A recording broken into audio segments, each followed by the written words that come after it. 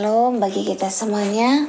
Firman Tuhan untuk kita hari ini dari Mika pasal 6. Pengaduan, tuntutan, dan hukuman Tuhan terhadap umatnya. Baiklah, dengar firman yang diucapkan Tuhan. Bangkitlah, lancarkanlah pengaduan di depan gunung-gunung. Dan biarlah bukit-bukit mendengar suaramu. Dengarlah hai gunung-gunung, pengaduan Tuhan, dan pasanglah telinga hai dasar-dasar bumi, sebab Tuhan mempunyai pengaduan terhadap umatnya, dan ia berperkara dengan Israel. Umatku, apakah yang telah kulakukan kepadamu? Dengan apakah engkau telah kulelahkan? Jawablah aku, sebab aku telah menuntun engkau keluar dari tanah Mesir, dan telah membebaskan engkau dari rumah perbudakan, dan telah mengutus Musa dan Harun dan Miriam sebagai penganjurmu. Umatku, baiklah ingat apa yang dirancangkan oleh Bajak, Raja Moab, dan apa yang dijawab kepadanya oleh Bileam bin Beor, dan apa yang telah terjadi dari Sitim sampai ke Gilga, supaya engkau mengakui perbuatan-perbuatan keadilan dari Tuhan. Dengan apakah aku akan pergi menghadap Tuhan dan tunduk menyembah kepada Allah yang di tempat tinggi? Akan pergikah aku menghadap Dia dengan korban bakaran, dengan anak lembu berumur setahun? Berkenankah Tuhan kepada ribuan domba jantan, kepada puluhan ribu curahan minyak? Akan kupersembahkan ke anak sulungku karena pelanggaranku, dan buah kandunganku karena dosaku sendiri? Hai manusia, telah diberitahukan kepadamu apa yang baik, dan apakah yang dituntut Tuhan daripadamu selain berlaku adil, mencintai kesetiaan dan hidup dengan rendah hati di hadapan Allahmu?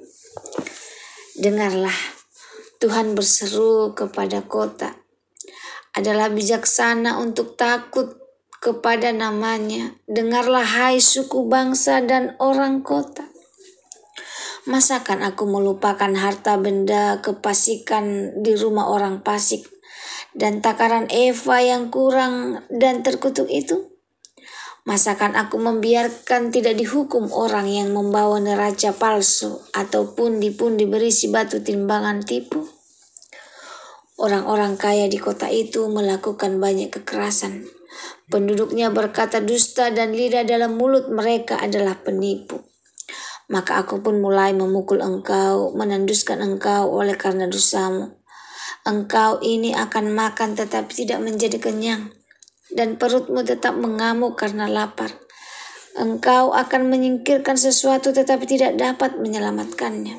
Dan apa yang dapat kau selamatkan akan kuserahkan kepada pedang. Engkau ini akan menabur tetapi tidak menuai.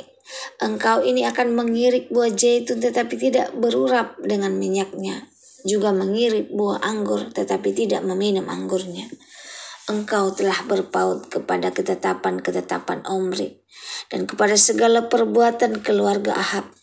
Dan engkau telah bertindak menurut rancangan mereka, sehingga aku membuat engkau menjadi ketandusan dan pendudukmu menjadi sasaran suitan. Demikianlah kamu akan menanggung pencelaan dari pihak bangsa-bangsa. Jelasan Mika 6 ayat 1 sampai 16. Ayat 1 dan 2, Tuhan mengajukan gugatan. Tuhan berbicara seperti di ruang pengadilan, memanggil gunung-gunung dan bukit-bukit menjadi saksi bisu sejarah panjang hubungannya dengan Israel. Ini menegaskan bahwa dosa bangsa itu bukan sekedar kesalahan kecil, tetapi sebuah pelanggaran terhadap perjanjian yang kudus. Ayat 3-5 Tuhan mengingatkan kesetiaannya. Tuhan mengingatkan bagaimana ia telah membebaskan Israel dari Mesir, memimpin mereka lewat Musa, Harun, Miriam, serta menjaga mereka dari niat jahat seperti yang dilakukan Balak. Ini menegur keras umat yang melupakan sejarah kasih karunia Tuhan. Ayat 6-7 pertanyaan tentang ibadah lahiriah. Pertanyaan retoris ini menggambarkan kesalahan Israel yang mengira Tuhan bisa disenangkan dengan ritual atau korban besar, bahkan dengan mengorbankan anak. Mereka gagal memahami bahwa Tuhan menghendaki hati, bukan sekedar formalitas. Ayat 8, inti kehendak Allah. Ini adalah inti dari pesan kitab Mika. Tuhan tidak menginginkan korban yang megah, tapi keadilan, kesetiaan, kasih setia, dan kerendahan hati. Prinsip yang tetap berlaku sepanjang zaman. Ayat 9-12 tuduhan Tuhan atas kejahatan sosial. Tuhan menyoroti dosa-dosa sosial, penipuan dalam perdagangan, takaran curang, neraka palsu, kekerasan oleh orang kaya, dan lidah yang penuh dusta.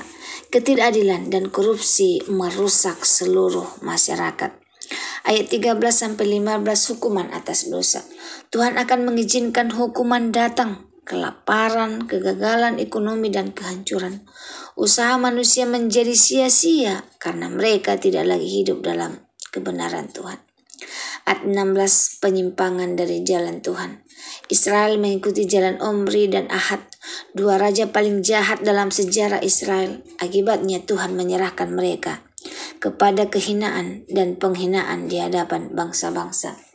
Renungannya untuk kita saat ini.